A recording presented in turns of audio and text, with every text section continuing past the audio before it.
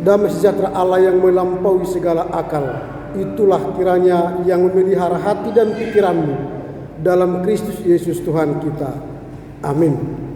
Firman Tuhan yang akan menjadi khotbah renungan Natal pada malam hari ini dan pada Natal gabungan Ama dan Ina di KPA Batam tertulis dalam Injil menurut Yohanes pasal 8 ayat 12. Saya baca dari Alkitab terjemahan baru 2, demikian tertulis. Yesus berkata lagi kepada mereka, "Akulah terang dunia. Siapa yang mengikut aku, ia tidak akan berjalan dalam kegelapan, melainkan ia akan mempunyai terang kehidupan." Aku berkata, akulah terang dunia. Siapa yang mengikut aku, ia tidak akan berjalan dalam kegelapan, melainkan ia mempunyai terang kehidupan. Demikian firman Tuhan. Yang berbahagia mereka yang mendengar serta memelihara kebenaran firman Tuhan. Selamat Natal bagi kita semua. Saya senang tadi dengan perayaan Natal ini ada banyak sukacita yang telah kita terima. Ada kejutan-kejutan yang menurut saya tampak dan nyata dalam kegiatan perayaan Natal Ama dan Ina gabungan ini. Karena apa? Karena setiap week, setiap kategorial menunjukkan kebolehannya, baik dari vokal grup, trio, kor, bahkan puisi yang menunjukkan bahwa kita ingin ada kemajuan dalam perayaan Natal. Sehingga Natal ini menjadi sebuah Natal yang menentukan momentum bagi kita. Apalagi tema Natal kita sekarang ialah Yesus Kristus datang membawa terang dan damai bagi keluarga.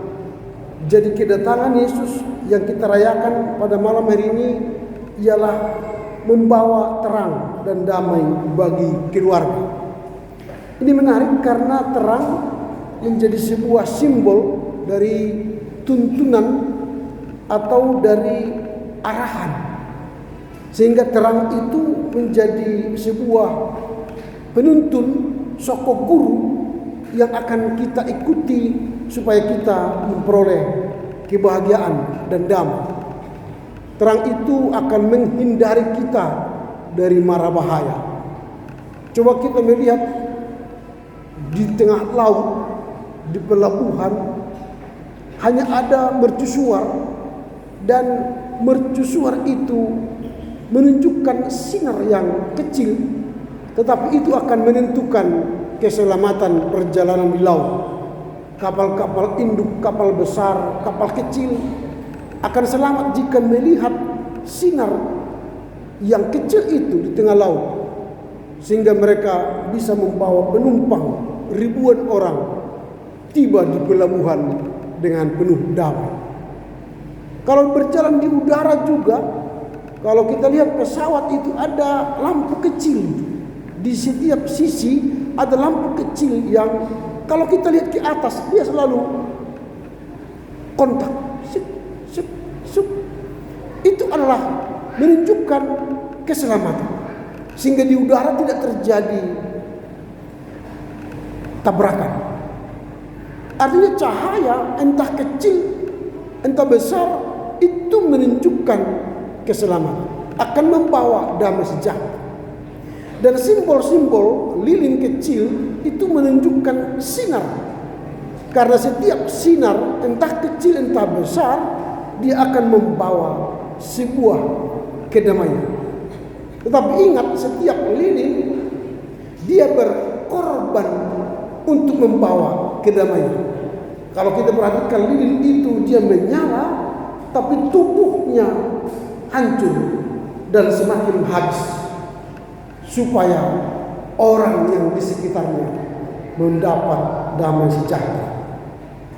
Subtema kita sekarang melalui kelahiran Yesus, keluarga Kristen terpanggil untuk hidup dalam kasih, saling menopang dan menjadi teladan dalam pelayanan. Subtema inilah yang akan menjadi wujud nyata tindakan kita dalam kehidupan keluarga. Jadi kalau ditanya sekarang, apa arti Yesus Kristus datang membawa terang dan damai bagi keluarga?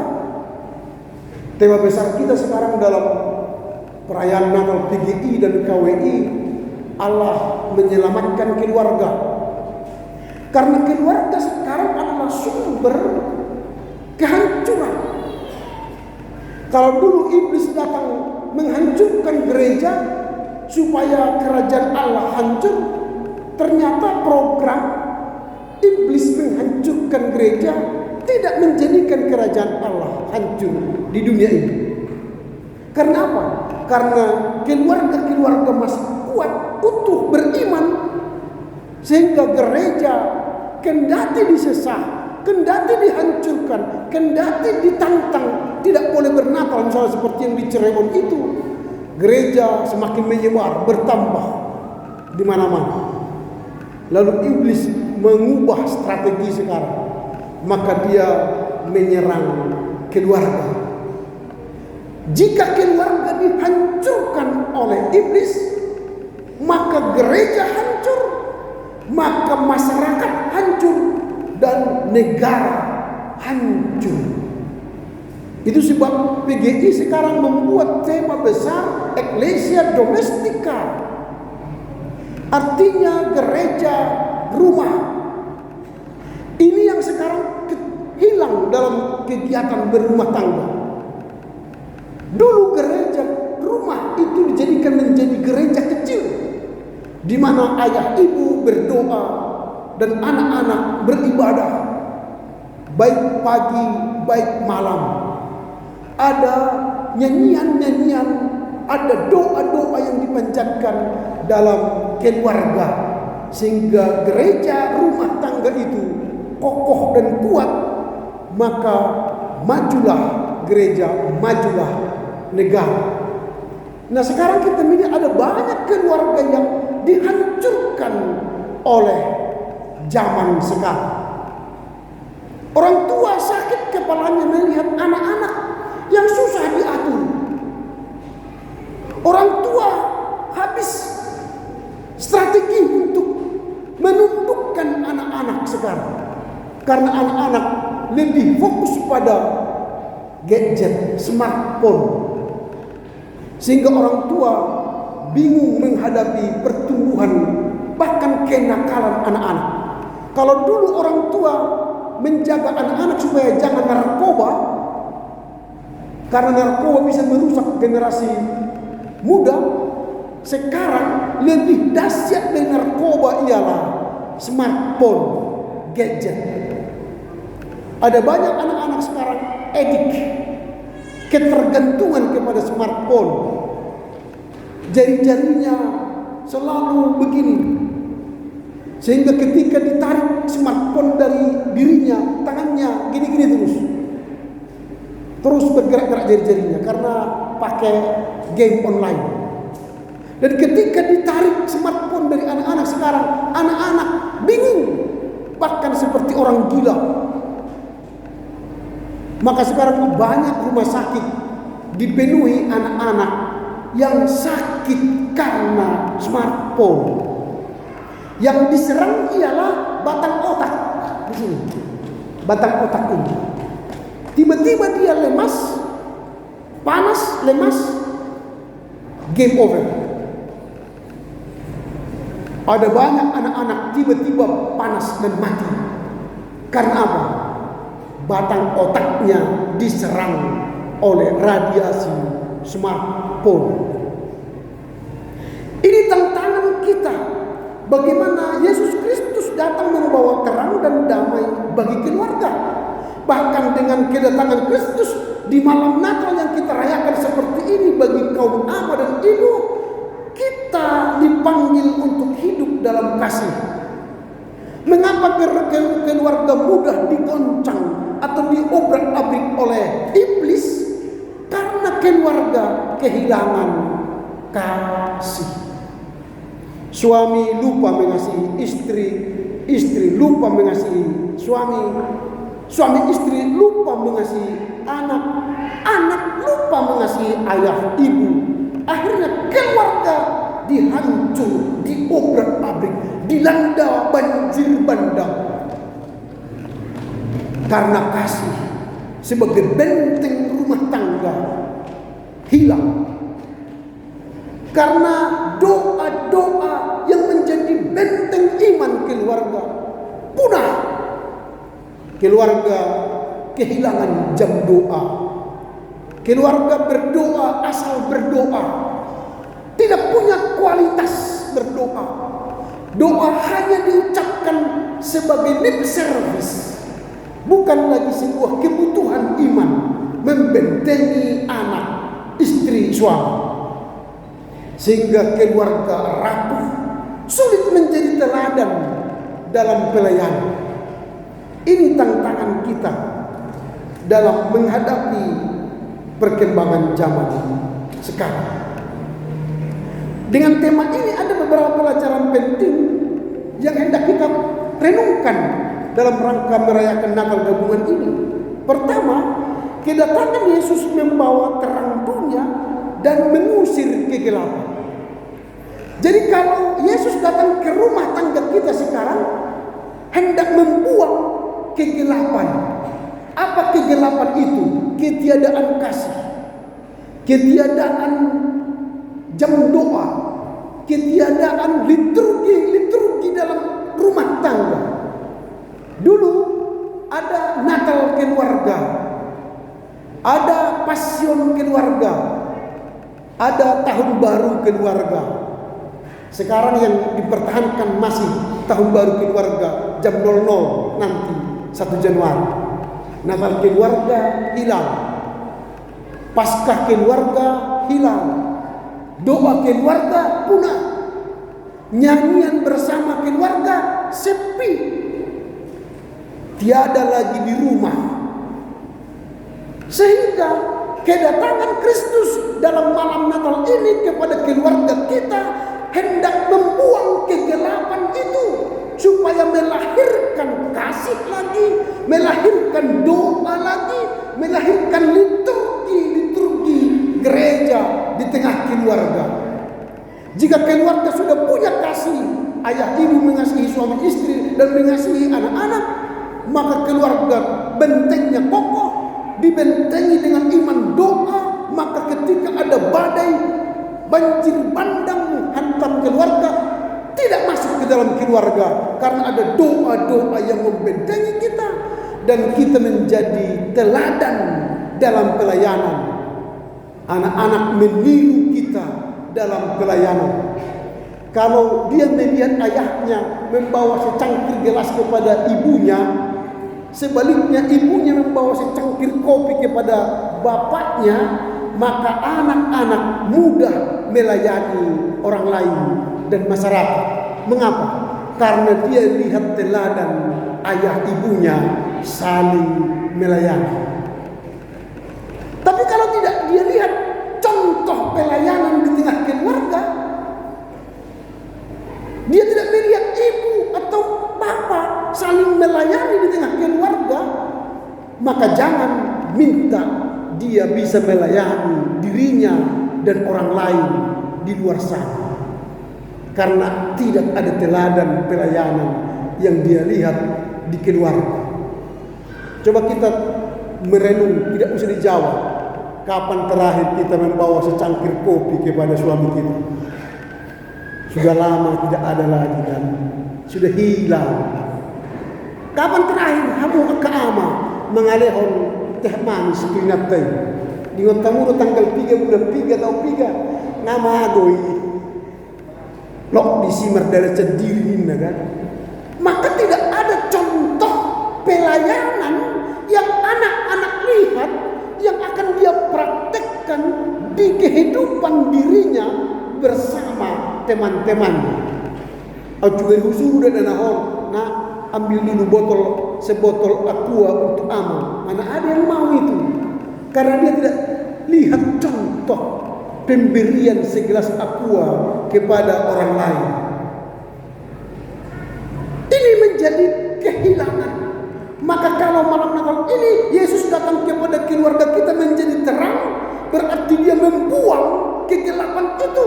Supaya apa? Hadirlah kembali kasih, hadirlah kembali doa, hadirlah kembali teladan pelayanan yang menjadi contoh bagi anak-anak kita di dunia ini. Tadok orang tua do debata nahidaan tidak dana alai di mereng nasida dan debata di orang tuanya alai sibu di sini kalau paru marporang mengalih galas sedang nina alai nin bebuti ya blokon lempar. Jadi seperti perang, bukan memberi dengan kasih. Buat jual begini, buat di sini. Baik contoh yang manis jauh, baik di sini. Akhirnya anak-anak nak bikin dulu kopi untuk aku, bikin sendiri. Kenapa rupanya? Karena dia mendengar ibunya berkata begitu kepada ayahnya. Teladannya ditiru. Jadi apa yang kita ucapkan dan lakukan, itulah yang mereka teladan dan lakukan dalam kehidupannya dan bagi orang lain. Makanya malam ini Yesus datang mengusir kegelapan itu dari rumah tangga kita. Jadilah ayah yang baik, menjadi istri yang baik, yang membawa keteladanan. Itu yang pertama. Kedua, Yesus dalam keluarga mengusir kegelapan, itu sudah ya. Kedua, kedatangan Yesus membawa damai dalam keluarga. Ini juga penting. Damai dalam keluarga ini menjadi persoalan. Ada banyak keluarga yang kelihatan dari luar damai, tapi tidak sejahtera. Damedo alai dan sonang, mebiar meila memereng tetangga. HP di bagasan sudah camar. Tidak seperti itu teladan. Kalau seperti itu nanti maka anak-anak kita menjadi munafik. Di luar sana dia baik sekali, tapi di rumah dia, waduh, bandel sekali. Itu munafik. Tetapi keluarga yang Kristus datang kepadanya, maka Kristus membawa damai dalam keluarga. Maka jika ada persoalan dalam keluarga, diselesaikan dengan baik. Keluarga adalah sumber masalah, tetapi penyelesaian masalah harus di dalam keluarga. Mau ada masalah di keluarga, jangan selesaikan di Facebook, jangan selesaikan di pak tertua, jangan selesaikan merumpi dengan tetangga, karena itu akan membuat masalah makin besar. Tapi kalau bermasalah, sumber masalah dari keluarga, dari suami atau dari istri, dari anak, maka selesaikanlah di rumah tangga. Maka rumah tangga sumber masalah, tapi penyelesaian masalah harus di rumah tangga. Itu yang kedua, kedatangan Yesus harus membawa damai sejahtera. Jika kita sudah terbiasa melatih menyelesaikan persoalan di keluarga, maka keluarga itu akan tangguh kokoh menghadapi persoalan kehidupan. Yang ketiga, kedatangan Yesus Kristus membawa kasih yang saling menopang. Jadi kasih itu tidak hanya sebelah tangan, nanti tidak bertepuk tangan kan begini kan? Harus ada yang saling, kasihku diterima kasihnya, maka terjadi berjabatan tangan, berpelukan. Ada pernah lihat TikTok opung-opung yang pakai apa itu? Mereka berpelukan lalu seperti listrik baru kontak dia. Maka kasih itu menyala. Sekarang kan keluarga suami istri kasihnya tidak menyala lagi. Sudah redam, bahkan tidak hidup lagi. Habis ditelan masalah, ditelan ekonomi, ditelan persoalan, ditelan anak-anak, ditelan masyarakat, sehingga dia loyo karena tidak ada lagi sinar terang, tidak ada lagi kekuatan. Ini saya ambil contoh soal topang menopang ini ya, supaya mudah kita mengerti. Ini kita makan jam 8 nanti ya, tidak apa-apa lah, sedikit aja ini, bentar lagi. Kalau kita saling tolong menolong, ini kan ada mantis ini, kau bapak tahu, menyala dia. Apalagi di musim Natal ini, kasih suami istri itu bisa menyala. Sampai Januari nanti menyala, saling menopang. Tapi setelah Januari, Februari, Maret, April, ada masalah. Anak-anak bermasalah, suami bermasalah, istri bermasalah, pekerjaan bermasalah. Artinya kita masuk ke dalam masalah. Apakah ketika kita masuk ke dalam masalah, kita bisa lagi menyala? Tidak bisa. Padam karena persoalan anak, persoalan rumah tangga, persoalan suami, persoalan pekerjaan, persoalan karir. Padam, tidak bisa lagi menyala. Maka disitulah butuh menopang, saling menopang. Ketika suami tidak bisa lagi menyala, istri tidak bisa lagi menyala, anak-anak tidak bisa menyala, disitulah fungsinya kita menopang. Dia bisa menyala, tidak bisa menyala, lalu kita topang dengan wah ini pun karena air tidak bisa menyala. Saya ganti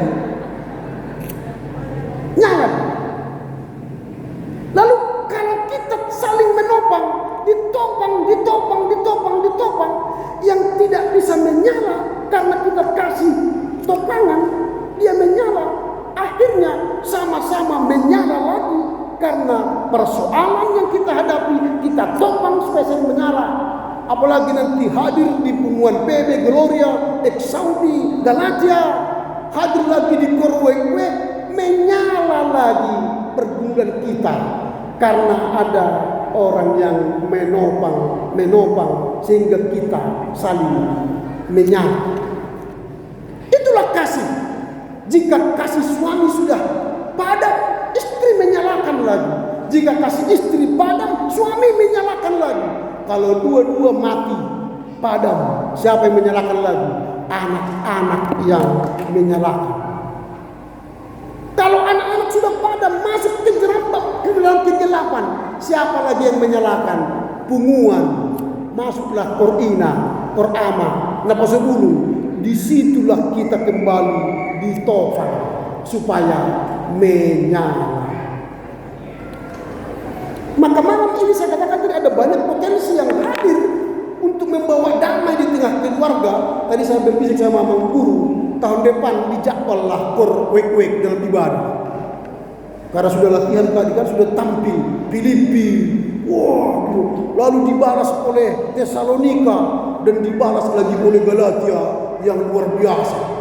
Sudah muncul dirijen-dirijen baru, harapan baru meneruskan gereja ke masa depan, menyala, ditopang oleh kor. Sehingga tahun depan tidak lagi hanya Kor Galatia VB Gloria, tapi Kor Wek Filipi, Kor Wek Galatia kuning kan, Kor Wek Tesalonika. Berarti gereja kita akan dihadiri oleh orang-orang yang menyala rohnya. Amin. Kalau sudah menyala rohnya, tidak ada lagi yang mengalami kegagalan. Tapi kita berhasil, keluarga kita menyala, anak-anak kita menyala, suami istri menyala, ditopang oleh api Roh Kudus. Maka keluarga kita menjadi keluarga yang diberkati. GKPA menjadi keluarga yang unggul melayani dalam kebersamaan. Semua kita saling topang menopang. 1 menit lagi sebelum pas tengah malam. Apa yang hendak kita renungkan dalam malam Natal ini, sehingga nanti Ama Ina pulang sampai di rumah nak sini kau. Ada tema Natal tadi yang menarik dari gereja. Sini. Apa itu? Pertama, marilah hidup dalam kasih yang tulus tanpa batas. Suami mengasihi istri tanpa batas. Istri mengasihi suami tanpa batas. Orang tua mengasihi anak-anak tanpa batas. Kalau punya batas nanti kita masuk lagi ke dalam kegelapan, mematikan api semangat dan kasih kita. Tapi kasih yang tulus tanpa batas, tanpa syarat, akan membakar semangat kita menjadi keluarga yang damai, menjadi teladan dalam pelayanan di tengah hiruk pikuknya dunia ini. Ini yang pertama kita renungkan. Yang kedua, kita menjadi ama-ina yang saling menopang dalam kehidupan ini. Tidak ada yang lebih tinggi, lebih rendah. Kalau dikatakan suami menjadi kepala, istri menjadi, tidak begitu. Itu bukan hierarki. Itu hanyalah menata bagaimana keluarga dipimpin, dan ada yang mengelola keluarga dengan baik. Berarti ama-ina saling menopang untuk menjalani kehidupan keluarga. Yang ketiga, ama-ina harus mampu menjadi teladan dalam pelayanan, saling menolong, saling melayani di tengah keluarga. Jangan nanti ketika si istri atau si ibu pergi ke luar kota karena seorang ayah tidak pernah latihan memasak nasi, tidak pernah menggoreng ikan, akhirnya ketika istri pergi dia pun beli makanan GoFood setiap hari. Jangan begitu. Tapi dilatihlah diri untuk anak kos kan. Anak kos berarti masak sendiri, cuci sendiri, makan sendiri. Sebaliknya, kalau suami sih pergi, nggak apa-apa. Si istri sudah biasa memasak, sudah biasa masak sendiri, nyuci sendiri dan sebagainya. Tapi kehidupan yang saling menjadi teladan, saling menolong, saling mendoakan, saling memberi apresiasi, itu akan dilihat oleh anak-anak. Maka anak-anak nanti akan senang menjadi teladan, menjadi tiruan karena ada orang tua menjadi prototipe pelayanan di tengah kehidupannya. Inilah kiranya yang bisa kita bawa pulang, sehingga perayaan Natal gabungan ini membawa kedatangan Kristus di hati kita, membawa damai, membawa terang, dan membawa sukacita di tengah keluarga kita, sehingga kita dipanggil untuk mengasihi sesama, untuk menopang satu dengan yang lain, dan menjadi teladan dalam pelayanan. Kiranya Tuhan menolong kita mengerti firman-Nya kini sepanjang masa. Amin. Kita berdoa. Terima kasih Bapa. Firman-Mu hari ini mengajar kami bahwa kedatangan Kristus lahir ke Betlehem untuk membawa terang dan damai bagi keluarga.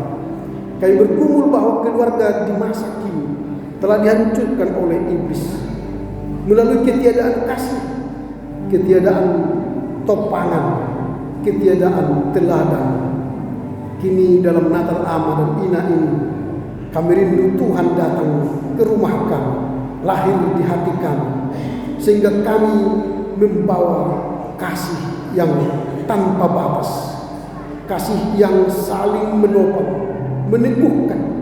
Dikala kami redup, ada kasih yang menopang kami supaya menyala lagi, menyala untuk menjadi saksi Kristus, bahkan menjadi teladan dalam pelayanan. Ama dan Ina menjadi contoh nyata yang dilihat seorang anak, menunjukkan kasih kepada keluarga, kepada anak, sehingga ketika mereka bertumbuh dalam iman, bertumbuh dalam jasmani, mereka telah melihat teladan itu nyata dalam kehidupan keluarga. Kami rindu kami menjadi keluarga yang melayani Tuhan. Gereja rumah tangga, Ecclesia Domestika tumbuh dan lahir kembali di keluarga kami. Biarkan kami menjadi ayah, menjadi ibu yang takut akan Tuhan, sehingga kami menjadi anak Tuhan, mendidik membesarkan anak-anak kami menjadi terang yang bercahaya untuk kehidupan keluarga. Terpuji Engkau Bapa. Inilah doa sungguh permohonan kami. Kiranya Tuhan berkenan mengabulkannya, karena kami mohon dalam nama Yesus Kristus yang terlahir di Betlehem. Amin.